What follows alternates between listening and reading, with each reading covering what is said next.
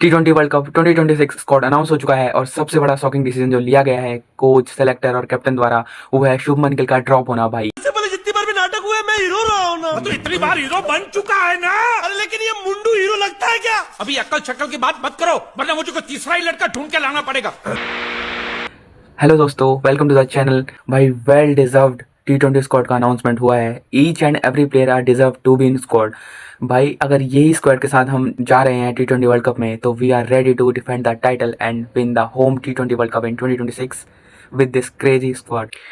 T20 world cup 2026 squad announce हो चुका है और सबसे बड़ा शॉकिंग डिसीजन जो लिया गया है कोच, सेलेक्टर और कैप्टन द्वारा वो है शुभमन गिल का ड्रॉप होना। भाई पहली बार ऐसा हुआ है जीजी एरा में कि भाई परफॉर्मेंस बेस्ड सिलेक्शन हुआ है। पूरा साल फ्लेक्सिबली बर्बाद करने के बाद जीजी और अगर साहब ने सोचा क्यों ना भाई साल के अंत में कुछ पुण्य भी कमा लिया जाए।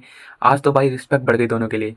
लिटरली लग ही नहीं रहा था कि भाई शुभमन गिल भी ड्रॉप हो सकते हैं। डोमेस्टिक के परफॉर्मेंस के बेसिस पे ईशान किशन का कमबैक हो चुका है and then Rinku Singh squad में ऐड कर लिए गए हैं। उसके बाद शुभमन गिल का ड्रॉप होना, लगातार उनके रन्स नहीं आ रहे थे, उनका परफॉर्मेंस डाउन ही होता जा रहा था। T20 में उन्हें ज़बरदस्ती खिलाया जा रहा था कि कैसे ना कैसे वो वापसी कर ले। उनकी वजह से संजू सैमसन को ड्रॉप किया गया था एज एन ओपनर, जिन्होंने उस पोजीशन पे 3 T20 इंटरनेशनल सेंचुरीज लगाई थी और उनको ड्रॉप कर दिया गया था इसी वजह से, क्योंकि शुभमन गिल को ओपन कराया जा रहा था अभिषेक शर्मा के साथ। उसके अलावा संजू सैमसन भाई first choice as an opener और वो विकेट कीपर ऑप्शन भी हैं, तो ये हमारे लिए बेस्ट रहेगा इस स्क्वाड में। उसके अलावा अक्षर पटेल को वाइस कैप्टन बना दिया गया। And finally some bold and sensible decisions have been taken by Indian coach, captain and selectors. भाई अभी भी कुछ क्रिकेट फैंस कहेंगे कि टीम में जायसवाल नहीं है, ऋतुराज गायकवाड़ नहीं है, जितेश नहीं है, सिराज नहीं है। हर बार ऐसा लगता है कि भाई कोई ना कोई मिस करता ही है। मतलब इन्होंने कुछ गलत किया भी नहीं है, जो कि जायज़ भी है ये सवाल पूछना कि ये डिज़र्व करते थे क्यों नहीं थे। लेकिन इंडिया के पास टैलेंट इतना है कि भाई हर बार किसी न किसी के लिए बुरा फील ज़रूर होता है। इंडिया ने जो अभी 15 मेंबर्स की स्क्वाड अनाउंस की है भाई, उसमें हमारे पास 4 ऑलराउंडर्स हैं, 3 हमारे पे पेसर्स हैं। पेसर्स में हमारे पास हर्षित राणा, अर्शदीप सिंह और जसप्रीत बुमराह है। ऑलराउंडर्स में हमारे पास अक्षर Patel, Hardik Pandya and then Washington सुंदर एंड शिवम दुबे। तो हमारी टीम बहुत ही मजबूत नज़र आ रही है समय पे। इसके साथ मुझे तो पूरा विश्वास है कि भाई अगर हम इस स्क्वाड में से कोई भी प्लेइंग 11 कोई भी कॉम्बिनेशन बनाया जाए तो हमारा टाइटल डिफेंड करना बनता ही है। अगर हम बात करें हर एक प्लेयर की जो इस स्क्वाड में सेलेक्ट हुआ है, तो उसमें सबसे पहले हम बात करें Suryakumar Yadav, the Indian team captain for T20 world cup. भाई 2007 से लेके 2016 तक जितने T20 वर्ल्ड कप हुए हैं उसमें सभी में MS धोनी ने कप्तानी की थी और पहले ही T20 वर्ल्ड कप में MS धोनी ने हमें वर्ल्ड कप जिताया था। पहला T20 वर्ल्ड कप हम 2007 में जीते थे। देन उसके बाद 2021 में जब वर्ल्ड कप हुआ था तो उसमें विराट कोहली ने कप्तानी की थी। देन उसके बाद 2022 और 2024 में रोहित शर्मा ने कप्तानी की थी। रोहित शर्मा की कैप्टनसी में हम second time T20 world cup हमने जीता था। कि उसके बाद ही विराट कोहली एंड रोहित शर्मा ने रिटायरमेंट अनाउंस की थी। उसके अगले ही दिन रविंद्र जडेजा ने भी अपनी रिटायरमेंट अनाउंस की थी T20 इंटरनेशनल से। उसके बाद बात करें तो 2026 के लिए सूर्य कुमार यादव, भले ही वो एज अ प्लेयर उतने अच्छे ना रहे, उतने केपेबल ना दिखे हो हमें इस साल, लेकिन ऐसा नहीं है कि उनके परफॉर्मेंसेस नहीं आए हैं। वो 2 साल के लिए लगातार नंबर 1 बैट्समैन रह चुके हैं T20 के। कह सकते हैं अभी बहुत लंबा टाइम हो चुका है, उनका एवरेज भी गिरता जा रहा है। लेकिन फिर भी हम बात करें कि सूर्या भाऊ भले ही as a player out of form हो इस समय पे, आउट ऑफ रन्स हो, आउट ऑफ फॉर्म नहीं, लेकिन उन्होंने एज अ कैप्टन भाई 38 मैचेस में अपनी कप्तानी की है, जिसमें से हमने 30 मैचेस में जीत हासिल की है और मात्र 6 ही मैच हम हारे हैं। उनका विनिंग परसेंटेज 78.94 का रहा है। लिटरली भाई भले ही वो प्लेयर एज अ प्लेयर इतना अच्छा ना कर पा रहे हो, लेकिन कैप्टनसी में 8th कंसेक्यूटिव T20 सीरीज जीत चुके हैं। उसके बाद बात करेंगे भाई अभिषेक शर्मा, भाई था अग्रेसिव, जो बैटर हमें एज एन ओपनर चाहिए था वो हमें मिल चुका है लास्ट ईयर से। लास्ट ईयर भी उनका परफॉर्मेंस काफ़ी अच्छा रहा था। 2025 में अभिषेक शर्मा ने 40 इनिंग्स में 1602 रन बनाए हैं, लेकिन फिर भी द लेजेंड, द गोट विराट कोहली से फिर भी पीछे रह गए।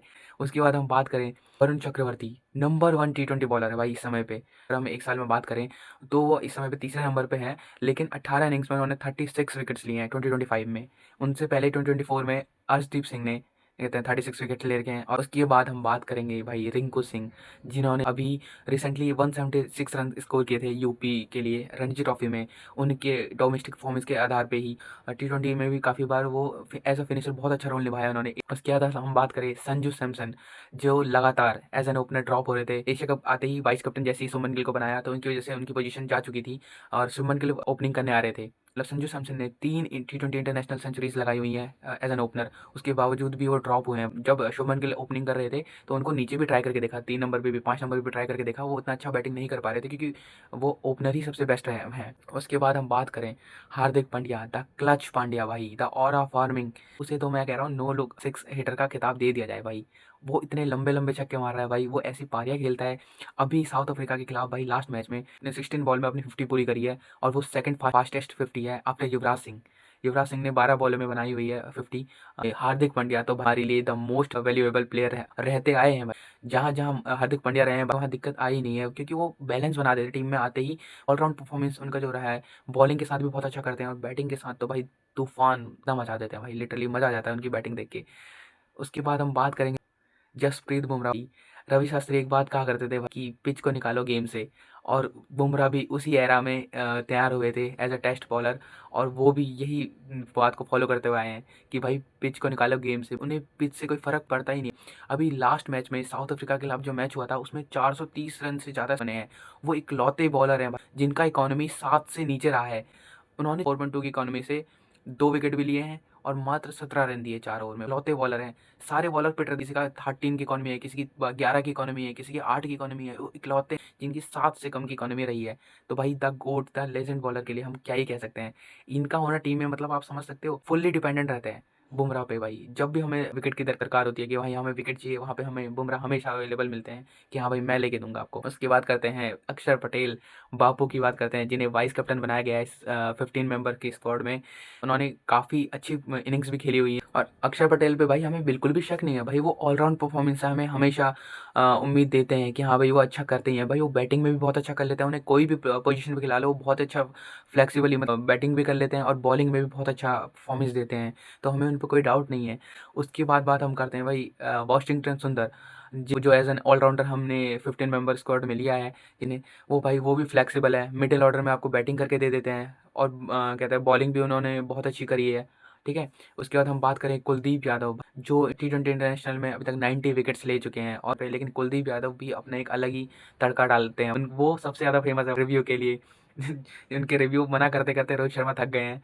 उसके बाद अब देखते हैं T20 वर्ल्ड कप में वो कितने रिव्यूज लेते हैं। वो इसीलिए ज़्यादा फेमस है, हर बॉल पैर पे लगी नहीं कि सीधा रिव्यू के लिए चले जाओगे, हाँ आउट है ही। हम बात करेंगे अर्शदीप सिंह, उतना नज़र में आते नहीं है लेकिन उनका परफॉर्मेंस हमेशा से T20 में बहुत ही अच्छा रहा है। T20 वर्ल्ड कप 2022 में हाईएस्ट विकेट टेकर रहे थे इंडिया के लिए। उसके बाद 2024 में भी joint highest wicket taker with Jasprit Bumrah. उसके बाद हम बात करेंगे ईशान किशन की तो आप जितनी बात करो उतनी कम है। इस समय पे इंडियन टीम का कॉन्ट्रैक्ट भी नहीं है उनके पास, लेकिन उन्होंने सैयद मुश्ताक अली ट्रॉफी में अपनी टीम झारखंड को पहली ट्रॉफी दिलाई है। फाइनल में भी उन्होंने सेंचुरी मारी थी।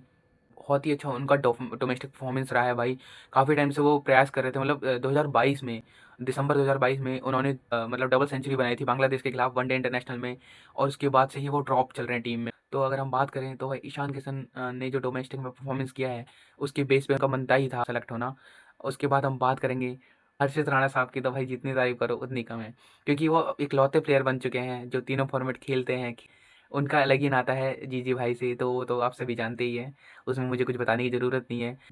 हर्षित Rana is more secure than vice captain and captain. उन्हें पता है भाई मेरी जगह फिक्स है, कैप्टन वाइस कैप्टन मुझे बनने की ज़रूरत ही नहीं है। अगर 2026 T20 वर्ल्ड कप के बाद अगर हर्षित राणा कैप्टन भी बन जाए तो आप उसमें शक मत करना, क्योंकि पॉसिबल लगता ही है कि हाँ ये भी हो ही सकता है।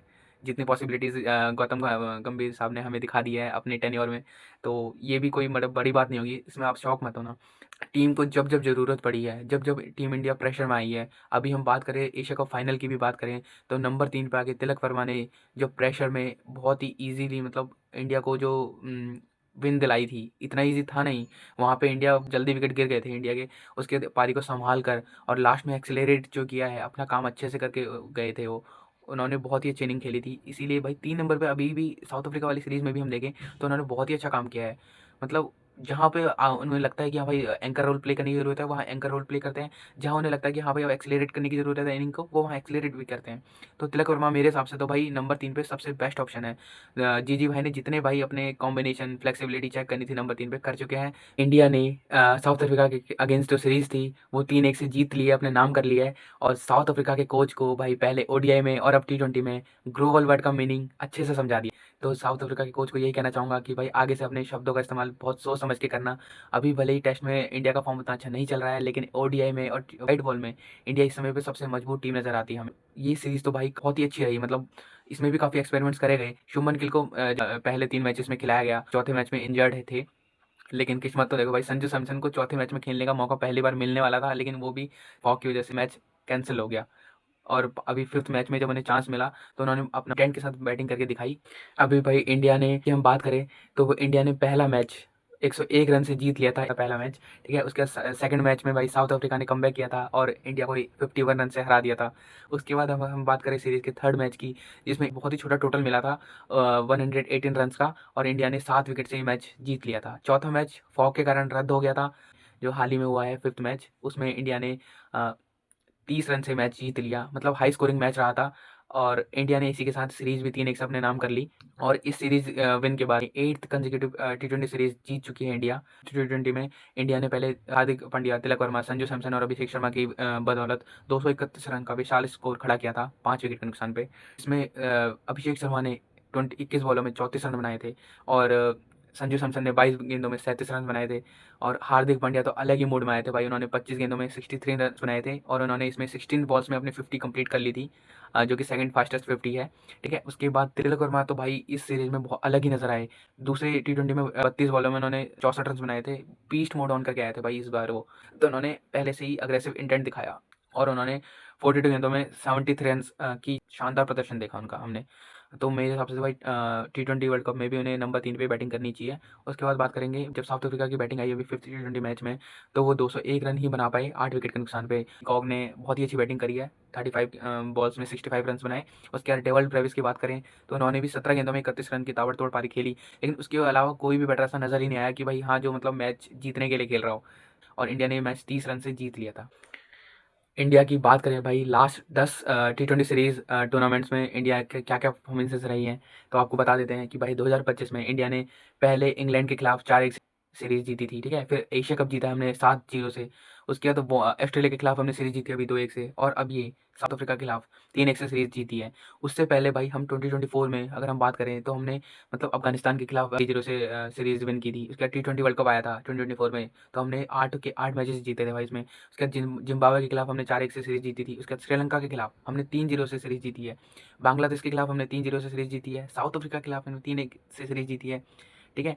तो मतलब हम लगातार 10 अगर T20 सीरीज उठा के देखें तो लगातार हम जीतते ही आए। वाइट बॉल में तो इंडिया इस समय पे बहुत ही अग्रेसिव इंटेंट के साथ जा रही है T20, खासकर T20 में, जिसे देख के मुझे लग भी रहा है कि भाई जो ये 15 मेंबर का स्क्वाड अनाउंस हुआ है, मतलब क्रेजी स्क्वाड है भाई। इसमें हर बंदा उतना ही डिजर्व करता है, क्योंकि उन्होंने सबने मेहनत करी भाई, सबने प्रूव करके दिखाया है। इसमें हर एक बॉलर, हर एक बैटर, हर एक ऑलराउंडर भाई वेल डिजर्व्ड है। पहली बार ऐसा लगा कि जीजी एरा में भाई कोई वेल डिजर्व्ड स्क्वाड अनाउंस हुई है।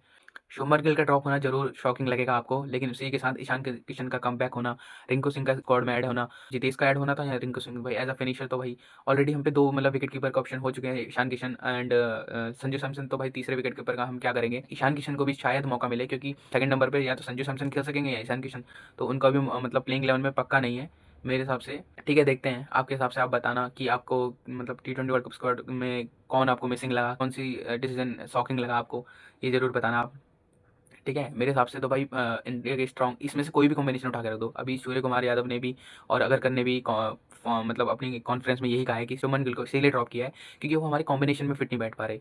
मतलब उनके हिसाब से मतलब वो जो कॉम्बिनेशन चाह रहे हैं, मतलब जिसमें वो स्टार्टिंग में अग्रेसिव इंटेंट चाह रहे हैं पहले 2 बैटरों से, वो शुभमन गिल शायद उनको नहीं दे पाएंगे, और नहीं क्योंकि वो काफ़ी टाइम से ट्राई भी कर रहे हैं। एशिया कप से ही शुभमन गिल का फॉर्म बिल्कुल डाउन चल रहा है। उन्हें मतलब जबरदस्ती as a vice captain quota पे खिलाया जा रहा था, लेकिन अब जाके वो खत्म हुआ है, और अब संजू सैमसन को प्रॉपर मौके मिलेंगे। इसी के साथ मैं कहना चाहूँगा कि भाई we are ready to defend our title. और बाकी आप बताना कि मतलब आपको T20 वर्ल्ड कप स्क्वाड कैसा लगा, और आपकी क्या प्लेइंग 11 रहने वाली है। मतलब मेरे हिसाब से तो भाई नंबर 1 पे अभिषेक शर्मा, ठीक है। देन आप अभिषेक शर्मा के साथ ओपनिंग करने आएंगे संजू सैमसन। देन नंबर 3 पे तिलक वर्मा। देन नंबर 4 पे सूर्य कुमार यादव। नंबर 5 पे आप हार्दिक पांड्या या अक्षर पटेल को खिला सकते हो, तो मतलब चलो मैं अक्षर पटेल को लेता हूँ। नंबर 6 पे आप हार्दिक पांड्या को ले लो। नंबर 7 पे आप शिवम दुबे को ले लो। नंबर 8 पे ठीक है आप रिंकू सिंह को ले लो, या वाशिंगटन सुंदर को ले लो। अगर आपको ज़्यादा डेप्थ चाहिए बैटिंग में, मतलब बॉलिंग भी ताकि बॉलिंग में भी काम आ जाए, तो आप वाशिंगटन सुंदर को ले लो अगर ऑलराउंड परफॉर्मेंस चाहिए, वरना आप रिंकू सिंह को भी ले सकते हो, ठीक है। उसके बाद आप नंबर 9 पे वरुण चक्रवर्ती, नंबर 10 पे जसप्रीत बुमराह, और नंबर 11 पे अर्शदीप सिंह, या और अब एक काम और कर सकते हैं प्लेइंग 11 में और मजबूत करने के लिए, बॉलिंग और ज़्यादा मजबूत करनी है, मतलब प्रॉपर बॉलर चाहिए तो आप कुलदीप यादव को ऐड कर दो। तो मेरे हिसाब से मतलब रिंकू सिंह, वाशिंगटन सुंदर और कुलदीप यादव में से एक उसमें ऐड होगा, बाकी तो मतलब प्लेइंग 11 सेम ही रहने वाली है। और ये स्ट्रॉन्गेस्ट स्क्वाड मतलब स्ट्रॉन्गेस्ट प्लेइंग 11 रहने वाली है। यही मेरे हिसाब से इसमें खिलाएंगे न्यूजीलैंड सीरीज़ में, और यही T20 वर्ल्ड कप के लिए भी बेस्ट रहेगी। और बाकी अपने सजेशंस जो भी आपको वीडियो से रिलेटेड लगता है कि हाँ वीडियो में ये चीज़ की कमी है, बाकी अपनी प्लेइंग 11 जो भी है वो सब कमेंट कर देना। बाकी वीडियो को अच्छी लगे तो भाई लाइक कर देना, चैनल को सब्सक्राइब कर देना, और ज़्यादा से ज़्यादा शेयर करना अपने दोस्तों के साथ अगर आपको वीडियो अच्छी लगती है। और कुछ भी सजेशंस हो आगे कौन सी वीडियो मैं बना सकता हूँ, और उसके लिए आप कमेंट में बता सकते हैं। तब तक के लिए have a good day, bye bye.